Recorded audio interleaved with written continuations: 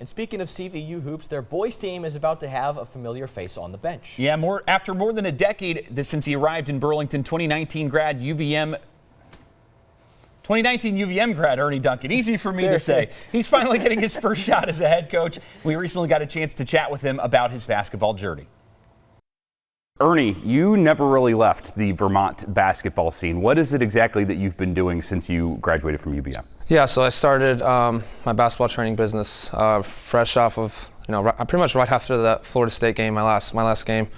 I think 2 weeks after, Coach Becker sent an email saying I'm gonna start training local kids, and since then I've been doing that here at Monte Cristi. How much have you thought about trying to get into kind of coaching full term? It's different, coaching is different from the training stuff. So I've been kind of looking around, right after UVM, if maybe do I get into high school, do I get into college, what do I do, and just kind of waiting for that right opportunity. CVU, I'm super pumped to get into that school, get into that community, and hopefully lead the Red Hawks to a couple state championships. How did you get that opportunity? I started to work with a lot of CVU kids, and right away I thought, if it ever came open, that could be something that I would look at. You were obviously one of the stars of those teams there in the late 2010s. How cool is it, do you think, that you're going to get to kind of interact with some of these kids who've probably looked up to you as being this major basketball figure in their lives? Yeah, it's so cool. Again, right after the Florida State game, getting able to, kids are coming in, they're afraid to train, stuff like that. So now getting them, getting some of those kids, coaching them, competitively at a high school level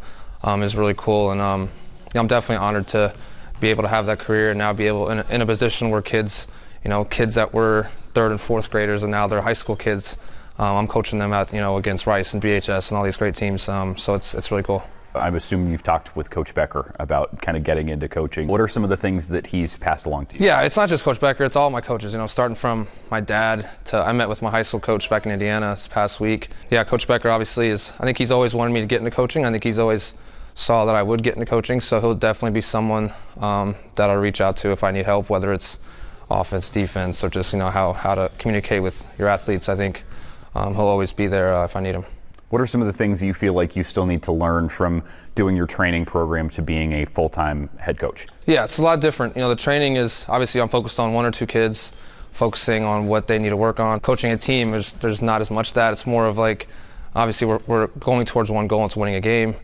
X's and O's more important. I'm talking more defense, which I don't do obviously in the one-on-one situation. So communicating to a whole group of kids in a positive manner that will help us win. Have you had conversations with people about joining up as assistant coaches, people that we might know? Yeah, I got a couple. Ethan O'Day, Ryan Morse, who is a manager. Those guys will probably come and help me out. And I already have two good coaches that are there now that are helping me kind of get into the flow of things. Are you thinking about the possibility of leading a team back into Patrick for the first time since you got to play? That'd be really cool. I think if I could get back in there on the coaching side of it, and that's the goal. Obviously, the number one goal is to win a state championship, and it'd be really, really cool to walk in there with CVU and in a packed house, kind of on the court where I played.